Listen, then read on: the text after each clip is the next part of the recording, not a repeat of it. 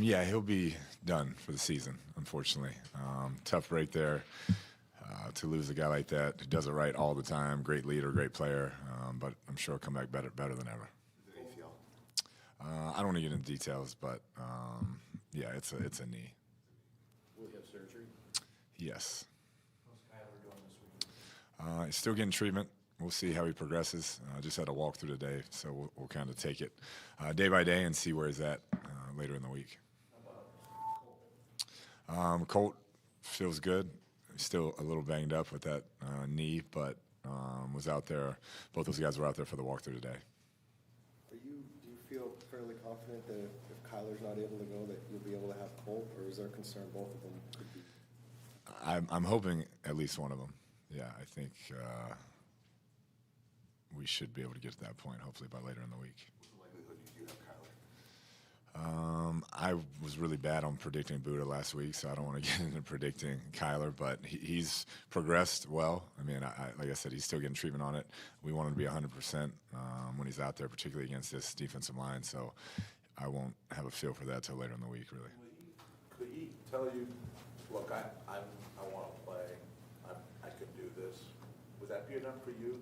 No. I mean, ultimately, I got to be smart with, where we're at and making sure that he is 100% and can play his style of play, particularly, like I said, against the top defense in the league right now. We want to be smart and put him in a position to be successful.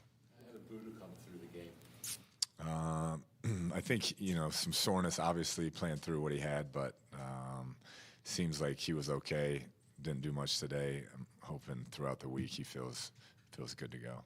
Does the trip to Mexico City change anything this week on your travel plans or how you approach Yeah, we'll just get there a day earlier. Yeah, that's it. So we set up the week the exact same.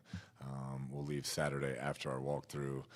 Then Sunday, we'll go to the stadium, quick walkthrough there, and then that'll be it. So not a lot of change, just the extra day in between. Did you think about doing what the Niners are doing, training in Denver or Flagstaff for the altitude awareness? Yeah, we talked through that. Ultimately, our sports medicine staff and sports science group felt like we could get a good plan here and keep the guys here and kind of maximize what we wanted to do, and that's what we settled on.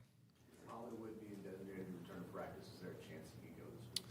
There's a chance. We just walked through today, so we want to see him out there tomorrow and see what he looks like. But he's definitely come a long way in a short time, and so I'm hoping we can get something out of him. But I don't know until I see him running around full speed with pads on tomorrow. What went into releasing Eno? We're just always going to do what's best for the organization. Not going to get into a lot of details on it, but it's just one of those cases. It's been a little roller coaster with DJ the last few weeks. What's his status now, and are you going to continue? I know obviously you can be smart with him, but what's it looking like going forward? Yeah, really day to day. I mean, it's a back, so it's tricky. We're going to see how he feels. Continue to evaluate him throughout the week and see where that goes. How about Mark? The same. Yeah, the same. He feels a little bit better today. Didn't do much. Wasn't out there at the walkthrough, so we'll just see where that goes. How did Hamilton do in place of him against the Rams? First quarter, he was everywhere. Yeah, he's getting his feel for the game back. It hurt him, missing the first month or 5 weeks. There's no doubt he was in really fine form throughout camp. Had that unfortunate incident, but I've been really impressed with the last couple of weeks. Game's slowing down for him. He's playing aggressive, playing physical, and it's been fun to watch. With Zach done, are you confident Trey McBride is going to be able to give you something that maybe you haven't seen yet? There's no doubt he's got a great skill set. We're going to not try to make him replace Zach Ertz. That wouldn't be fair to a young player, but we're really excited about his upside and what he can do. And the more reps he gets, the better he's going to get. And so we'll continue to grow with him. How about Max? Does Max have a chance to be elevated this week? Yeah, we're going to see game plan-wise what it looks like. And I would say he's definitely in the mix to be one of the guys up. I know the situation obviously we're talking about right now is with Eno, but when a player is upset with playing time or anything like that, just generally, what's the correct way to voice your displeasure, and when does it go over the line? Yeah, I think each case is different, it's case by case, but, coaches want to do the best job they can by playing the best players they can and maximizing their personnel. And so sometimes we're right, sometimes we're wrong, but you have to be able to ultimately, get on the same page. And if you don't like your situation, you got to work harder and do right by the team and your teammates and your coaches. And there's a lot of different ways to do it. You see it all the time in this day and age that it gets done. But I don't have the exact answer. I think, like I said, it's case by case. And what I've seen is if you really want to be on the field, you earn the time and you prove to your coaches that you deserve to be out there. You mentioned the other day about using James obviously a lot in this last game. Is there a concern about using him too much in terms of keeping him healthy and not overusing him? Yeah, I feel like we were really precautious, beginning of the year with him, and maybe to a fault at times because he is a player that gets better as the game goes on, and he wants that rhythm, and you could see that this past week. And all these running backs that are your top guy, I mean, there's always that chance of getting wear and tear, but he's a guy who has played at a high level, had big-time seasons, and stayed healthy. So we're going to continue to work him, and it's not a deal where we're trying to run him into the ground. It's just what's best for the football team, and he wants to play and get his rhythm going. How do you feel now about the depth behind him? Yeah, I feel good. Key's come a long way in a short time. We got Corey Clement, Tyson Williams, who's really come on, and so we got 4 guys we think can handle it, and at some point Darrell Williams will be back as well. Coach, obviously you had to talk about a lot of injuries today, situation. What are the vibes around the team after last week? Excited about this trip, Monday Night Football against a division opponent. Can't ask for anything more, really. A lot of these guys have never played in that stadium. I've never played in that stadium, and 100,000 people, and so definitely good energy out there.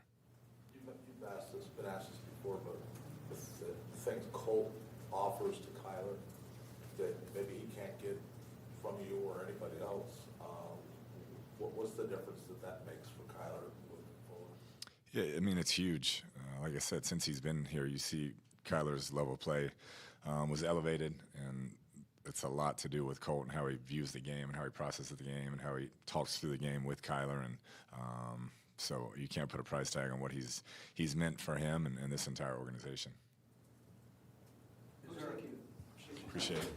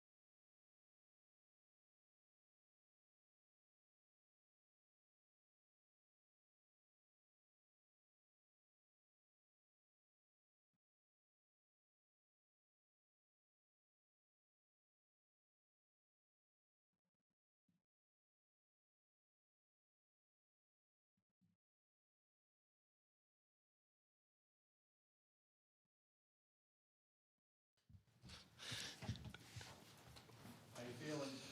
I feel good. Feel good. You think you're ready to play? We will see. Yeah, we'll see.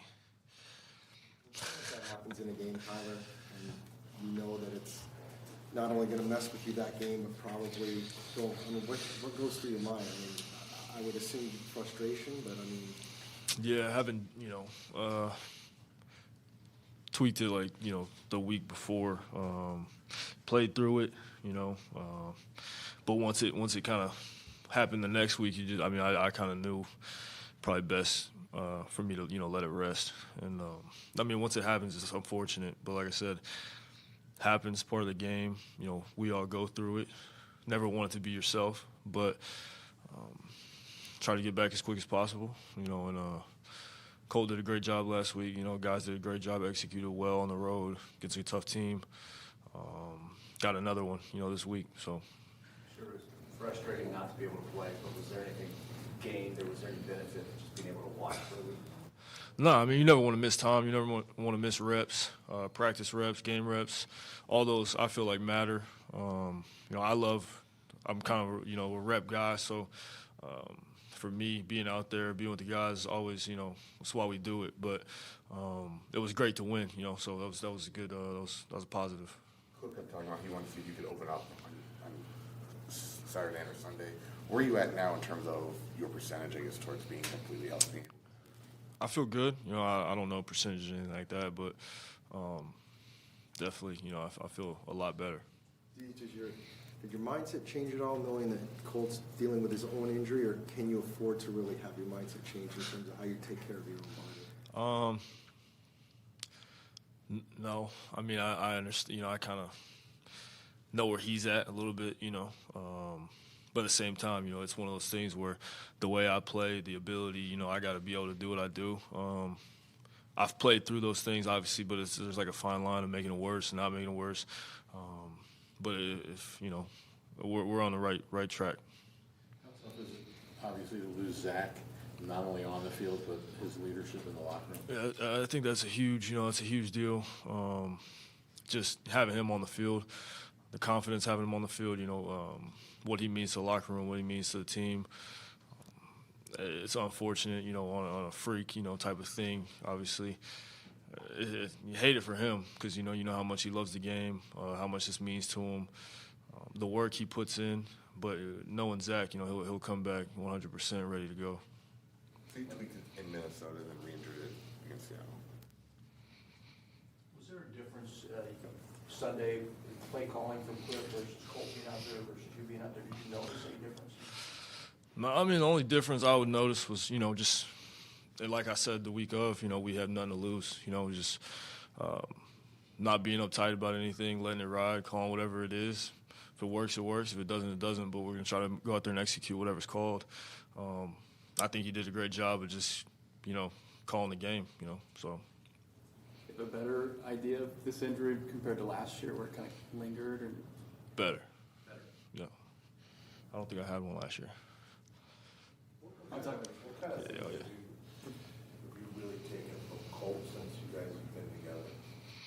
Colt, man, he's since I've been in the league, really my only, honestly, whole career, you know, only really veteran quarterback besides Bake, obviously in college. But, you know, he's been around so much football, been around so many great coaches, dealt with a lot of players, schemes, just a really intelligent football player. Obviously, great friend, you know, kind of got that father figure type of vibe to him.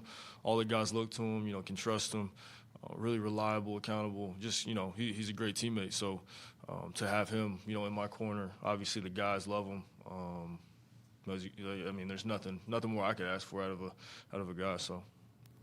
What do you think of the idea of Hollywood finally getting back on the field and being able to team up with Hop? Does that change what you guys do quite a bit? Both available?